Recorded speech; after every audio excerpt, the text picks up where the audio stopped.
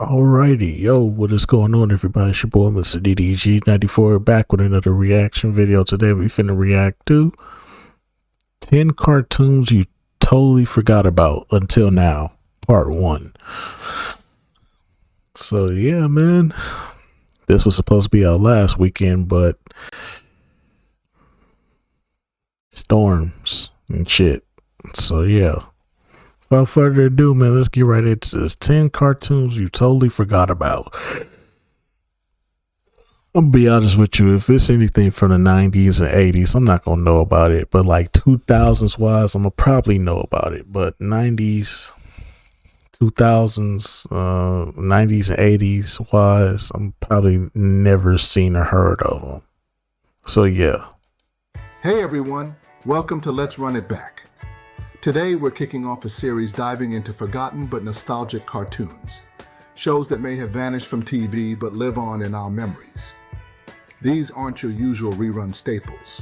We're talking about the underrated, the overlooked, and the straight-up weird gems that help define Saturday mornings and after-school hours for a generation of kids. In this first part, we'll cover 10 shows, from Brave Little Mice to Street Smart Teddy Bears. Whether you grew up watching these or you're just curious about some deep cartoon cuts, you're in for a throwback treat. Let's jump into forgotten but nostalgic cartoons.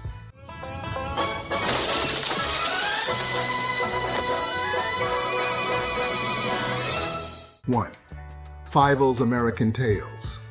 Spinning off from the classic and American Tail movies, Fievel's American Tales took the adventures of our favorite immigrant mouse to Saturday mornings. The show followed Fievel. I remember the movie. I never knew there was a cartoon show for it, though. But I do remember the movie. The movie, everybody had this goddamn movie. Moskowitz and his family as they adjusted to life in the American West, bringing back many of the beloved characters and heartfelt themes about immigration, family, and courage. Though it didn't last long, the animation and storytelling captured the same spirit that made the movie special. It's a shame this one has slipped through the cracks, because it had a great mix of charm and heart. Kids who watched this in the early 90s might remember its gentle lessons about friendship and doing the right thing, often delivered in a surprisingly emotional way for a Saturday cartoon. It also served as a soft introduction to American history and culture through the eyes of anthropomorphic mice.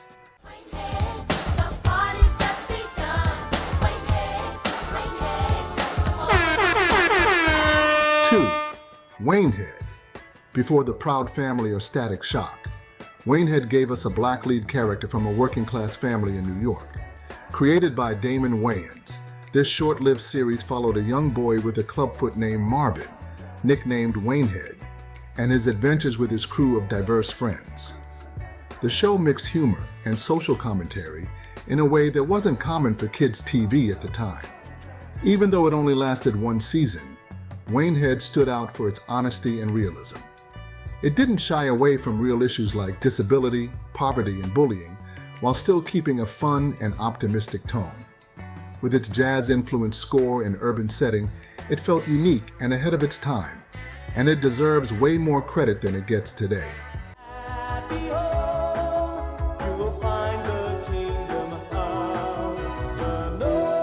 3. The World of David the Gnome.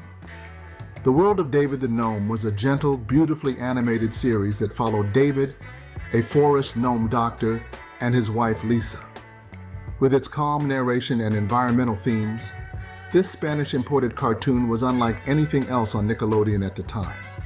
The peaceful tone and hand-drawn art gave it a magical storybook vibe that stuck with viewers. Though it was quiet and slow-paced compared to the zany energy of other cartoons, David the Gnome had a soothing effect that many kids didn't even realize they appreciated. It also had one of the most emotional series finales ever, with David and Lisa turning into trees.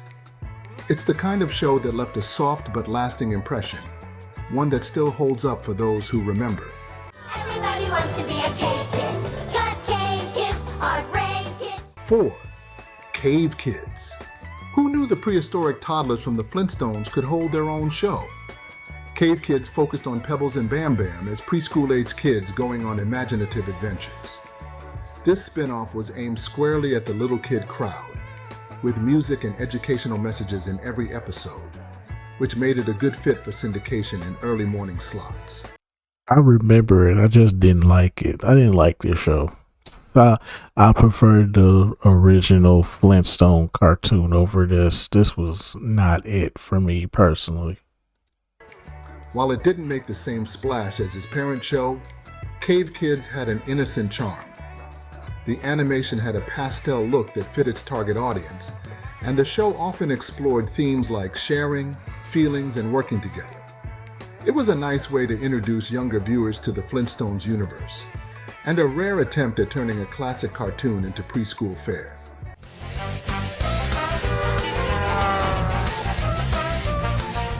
Five, Pelswick. Long before representation became a major focus in kids' media, Pelswick gave us a cartoon about a kid in a wheelchair navigating middle school life. Created by For Better or For Worse cartoonist Lynn Johnston, this show was funny, quirky, and surprisingly insightful. Pelswick himself refused to let his disability define him, which made him a great role model for kids. The show leaned heavily into absurd humor, with lots of exaggerated characters and surreal moments, but it never lost its emotional grounding. Episodes tackled topics like accessibility, peer pressure, and standing up for yourself without being preachy. While it never became a big hit, it was quietly progressive and is still appreciated by those who remember it. I'm living for the weekend. I'm living for the weekend. 6. The Weekenders. The Weekenders followed four friends, Tino, Carver, Lore, and Tish, who made the most of their weekends after school. Each episode covered the span of a weekend, with the kids navigating everything from embarrassing moments to friend drama. The show had a unique animation style and fast-paced, witty dialogue that made it stand out from other Disney offerings. One thing that made this show special was how grounded it felt. The kids acted like actual tweens, and their friendship felt real. Plus, the show poked fun at school life, weird trends, and even itself. It also broke some format rules by having the characters wear different outfits every episode, a rare thing for animated shows back then. A lot. The Weekenders was actually pretty solid. It's the funky cartoon, leave 'em dancing in the aisle. 7. Seabear and Jamal. Seabear and Jamal starred a young black boy named Jamal and his magical rapping teddy bear, voiced by Tone Loc. The show was part fantasy, part slice of life, with Jamal getting advice and support from Seabear whenever he ran into a tough situation. It mixed hip-hop culture with traditional cartoon values in a way that was really fresh for its time. What made Seabear and Jamal stand out wasn't just its music and swagger. It had real heart. It dealt with stuff like peer pressure, self-esteem, and understanding different cultures, all with a sense of fun. And let's be honest, who didn't want a cool, magical teddy bear like Seabear as a kid? It all to that 4-ply diaper and that safety pin. Fantastic Max! 8. Fantastic Max. Fantastic Max was a sci-fi comedy about a baby who traveled through space with his toys. Max wasn't your ordinary infant. He could talk, fix spaceships, and battle aliens, thanks to his trusty robot and alien sidekick. The show combined outer space adventures with wacky humor, making it feel like a cross between Rugrats and the Jetsons. The charm of Fantastic Max came from how it played with imagination. To a kid, the idea of blasting off to another planet from the nursery was just cool. It didn't always make sense, but that was part of the fun. It captured the chaotic creativity of being a little kid perfectly. But Heathcliff just won't be undone. You should realize he can win it with you. 9. Heathcliff. Before Garfield dominated the Fat Cat cartoon game, Heathcliff was the king of TV feline mischief. This orange tabby had his own show, which combined two segments, Heathcliff's City Antics and a group called the Cadillac Cats. Heathcliff was a smart-mouthed troublemaker who loved fish and taunted everyone from dogs to trash collectors. The show had a funky energy and catchy theme song that kids still hum today. While it never hit the same mainstream success as Garfield, Heathcliff had a rougher, more streetwise vibe that gave it edge. For many 80s and 90s kids, it was their first introduction to a cat who didn't play by the rules. Bumpity bump. Everybody bump. Bump, bump, bumpity, yeah. He goes 100 miles an hour, he screams dynamite. 10. Bump in the Night. Bump in the Night was a stop-motion series that aired on ABC and featured the misadventures of Mr. Bumpy, a green monster who lived under a kid's bed. Along with his friends Squishington and Molly Cottle, Bumpy caused chaos while also learning valuable life lessons. The animation was strange and charming, making it unlike anything else on at the time. What made this show stick in people's memories was its weird, gross, and silly tone. The creatures were all bizarre but lovable, and the humor had a punk rock vibe. It was like the weird cousin of Pee-wee's Playhouse. And for kids who liked their cartoons a little offbeat, Bump in the Night was a hidden gem. That wraps up part 1 of our list, 10 cartoons that deserve way more love than they get today. From Fievel's American Tales to Bump in the Night, each one brought something totally unique to the cartoon lineup, and probably left a bigger impression than you even realized. Before we wrap up, I want Alrighty, man. That's just gonna about do it for this one. A couple of these I know, a couple of these I don't know at all. Like the Bump in the Night, all that other stuff. The one with the baby in outer space, I didn't know about that one. The one with Tone Loc as the teddy bear. Why? Just why? Why? Come on now, dog. Come on, man.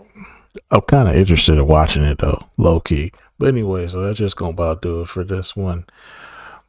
Some of these I've never heard of, so it is what it is. But some of these you don't forget, like Wayne Head. Come on, bro. Real ones know about Wayne Head, bro. Come on, bro. Real ones know about Wayne Head. But anyway, so that's just gonna about do it for this one. I'll see y'all in the next video. Till then, peace out.